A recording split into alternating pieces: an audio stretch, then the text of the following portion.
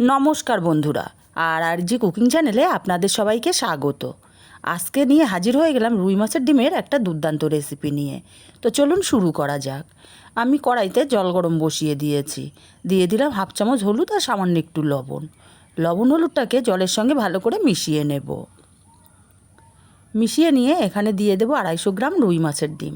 আমি আগে থেকে খুব ভালো করে ধুয়ে নিয়েছি। ডিমটাকে মিনিট 2 সেদ্ধ করে নেব।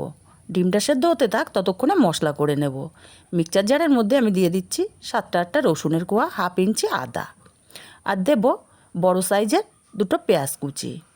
মিহি করে পেস্ট করে নেব, জল ছাড়া খুব সুন্দর করে পেস্ট করে নিয়েছি। আর এদিকে ডিমটাও কিন্তু আমার সেদ্ধ হয়ে গেছে। এর চেয়ে বেশি সেদ্ধ আমি করব না। ডিমটা এমনভাবে সেদ্ধ করতে হবে যেন ভেতরে কাঁচা থাকে। ওই 2 মিনিট মতো সেদ্ধ করলেই যথেষ্ট। ডিমগুলোকে জল ঝরিয়ে উঠিয়ে নেব।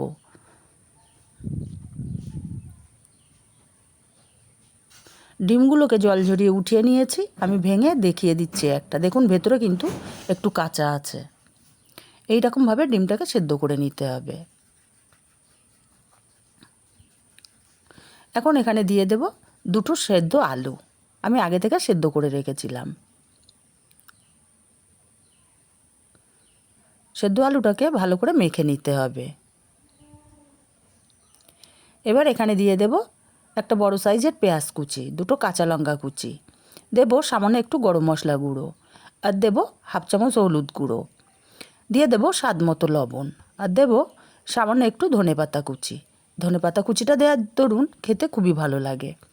খুব ভালো করে মাখিয়ে নেব। এখানে কিন্তু বেসনের কোনো দরকার নেই, সেদ্ধ আলুটা দিয়েই কিন্তু বাইন্ডিংয়ের কাজ হয়ে যাবে।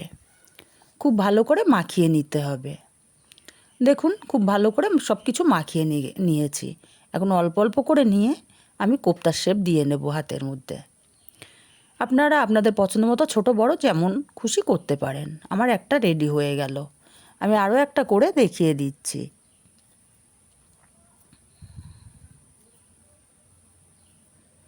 দেখুন আমার আরও একটা হয়ে গেছে। আর একইভাবে সবগুলো কোপ্তা আমি রেডি করে নেব। বন্ধুরা, রেসিপিগুলো যদি ভালো লাগে অবশ্যই আমার চ্যানেলটি সাবস্ক্রাইব করে পাশে থাকবেন, আমাকে সাপোর্ট করবেন। সবগুলো কোপ্তা রেডি করে নিয়েছি। আর একটা বাটির মধ্যে একটা ডিম ভেঙে নিয়েছি। সামান্য একটু লবণ দিয়ে ডিমটাকে খুব ভালো করে ফেটিয়ে নেব। ডিমটা ভালো করে ফেটিয়ে নিয়েছি। এবার এক একটা কোপ্তা আমি এই ডিমের মধ্যে দেব আর কোট করে নেব। নিয়ে আগে থেকে আমি উনুনে কড়াইতে তেল গরম বসিয়েছিলাম। তেলের মধ্যে এক একটা করে কোপ্তা দিয়ে দেব। আপনারা যদি এভাবে কোট না করেন তাহলে কিন্তু কোপ্তাগুলো তেলের মধ্যে দিলে ভেঙে যাবে। বন্ধুরা অবশ্যই একটি লাইক করবেন, লাইক করলে কিন্তু মোটিভেশন বাড়ে। অবশ্যই একটি লাইক করবেন। আর কেমন লাগছে রেসিপিগুলো অবশ্যই কমেন্ট করে জানাতে ভুলবেন না।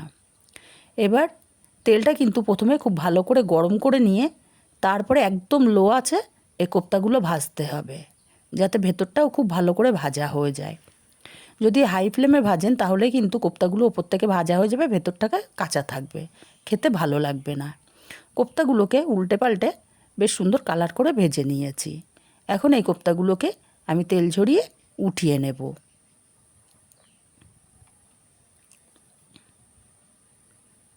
আর একইভাবে আমি বাকি কোপ্তাগুলোকেও ভেজে নেব।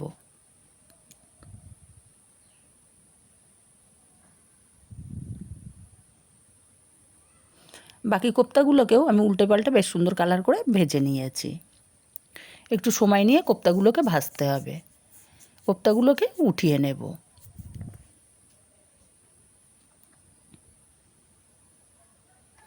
কোপ্তাগুলোকে সব উঠিয়ে নিয়েছি। এখন এই তেলের মধ্যে দিয়ে দেব হাফ চামচ গোটা জিরে, আর পেস্ট করে রাখা পেঁয়াজ রসুন আদার পেস্টটা দিয়ে দিচ্ছি। এবারে মশলাটাকে সময় নিয়ে কষিয়ে নিতে হবে, যাতে কাঁচা পেঁয়াজ রসুন আদার গন্ধটা না বের হয়। মিনিট 2 মতো সময় নিয়ে কিন্তু মশলাটাকে খুব ভালো করে কষিয়ে নিতে হবে।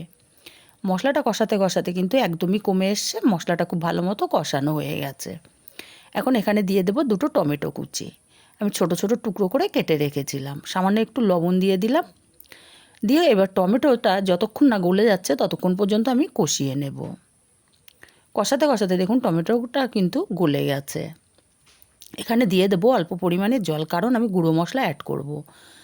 একটুখানি কাশ্মীরি লঙ্কার গুঁড়ো দিলাম, হাফ চামচ লঙ্কার গুঁড়ো দিলাম, হাফ চামচ হলুদ গুঁড়ো, হাফ চামচ ধনে গুঁড়ো, হাফ চামচ দিয়ে দিচ্ছি জিরে গুঁড়ো।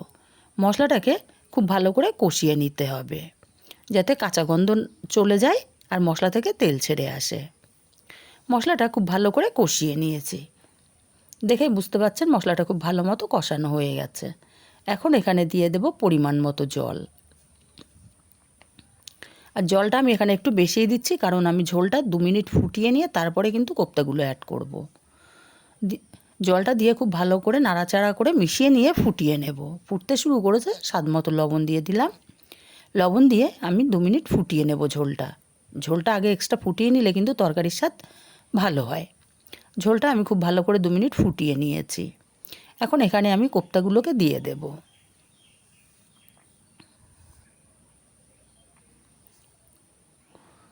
কোপ্তাগুলো দিয়ে আমি নাড়াচাড়া করে দিয়ে ফুটিয়ে নেব 5 মিনিট।